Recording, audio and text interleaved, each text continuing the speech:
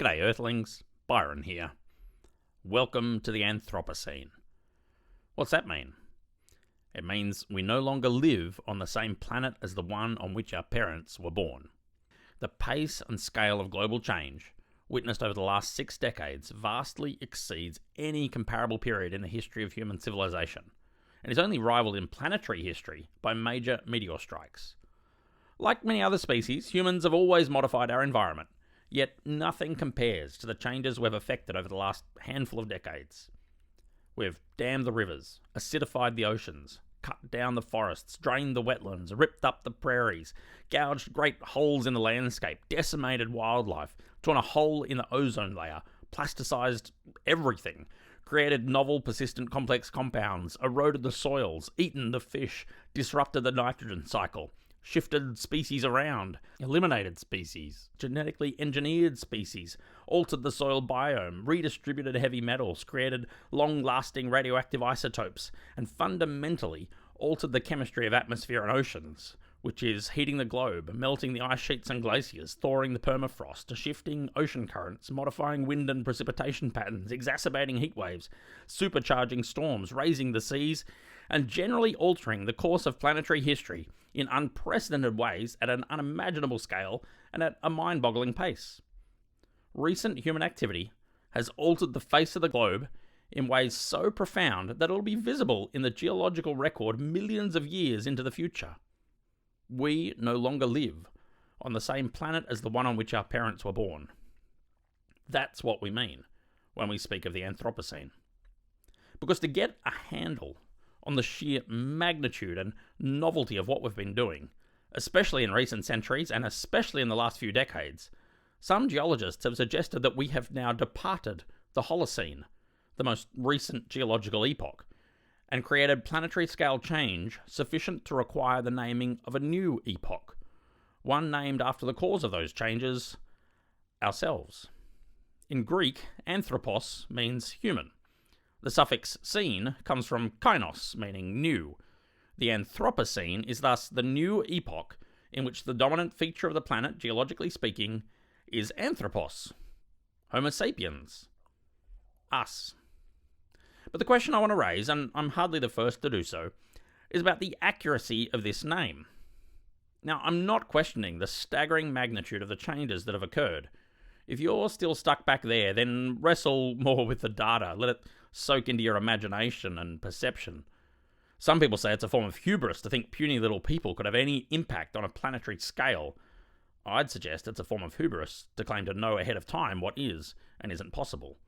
Look at the data. The planet has changed during my lifetime more than in any previous human lifetime. And that's true whether you're 90, 39, or 9. No, I want to raise a question, not about the fact of change, but the cause. Consider this. We could argue that the radical new planetary epoch ought to be called the Mammalocene, because it isn't just humans. It's mammals, cattle, sheep, rats, and cats are all having profound effects on biological diversity and ecosystem functioning. The sheer weight, the mass of domestic animals now dwarfs that of all terrestrial vertebrate wildlife. The wild planet has become the ruminant planet. Or count how many of the recorded species extinctions in recent centuries are due to the arrival of rats onto an island ecosystem, or of feral cats predating their way through native fauna. So perhaps we live in the Mammalocene.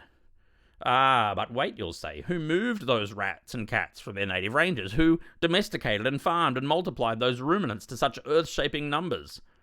Wasn't it us? Well, of course it was, but let's consider another alternative. We could say, rather than calling it the Anthropocene, let's call it the Primatocene. If Homo sapiens has had such a huge influence, then if you add in the influence of all the other primate species, doesn't that increase, even just a little, the amount of change we're talking about? Well, yes, but at the cost of losing focus on who's really responsible for the overwhelming majority of those changes. Orangutans are not the ones tearing down rainforests to make way for palm oil plantations. Human impacts overwhelm the contributions of our other primate cousins, and it obscures this highly salient fact if we call it the Primatocene.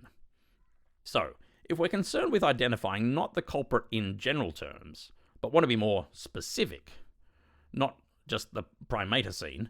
And if we're wanting to finger not just the proximate driver of change, but the ringleaders behind them, not the Mammalocene, then I think an honest look at the evidence leads us to the conclusion that responsibility for the planet-shaping alterations doesn't, in fact, lie anything like equally with all of humanity. Some of us are far, far more influential than others. And this is why some critics of the language of Anthropocene fully accept the scientific data showing a different planet, but they suggest our language to describe this reality ought to reflect who and what is really responsible. Not simply all Homo sapiens, but especially those whose power, privilege, and prosperity drive the patterns of extraction, exploitation, ecological evisceration that run the disruption, the deforestation, the defaunation, the degradation of the planet. That is, it's not the Anthropocene, but the Capitalocene. For the real driver of planetary altering change is money, capital. Money and those that wield it in ownership of vast tracts of the planet's surface. Money and the pursuit of profit as the highest organizing principle of contemporary, hyper-industrialized, globalized, capitalist society. Money and the political power it represents, the power it buys, the power it distributes, and the vast labor forces it employs and directs. That is what's left us living on a different planet to the one on which our parents were born. I'm Byron Smith. This is The Good Dirt.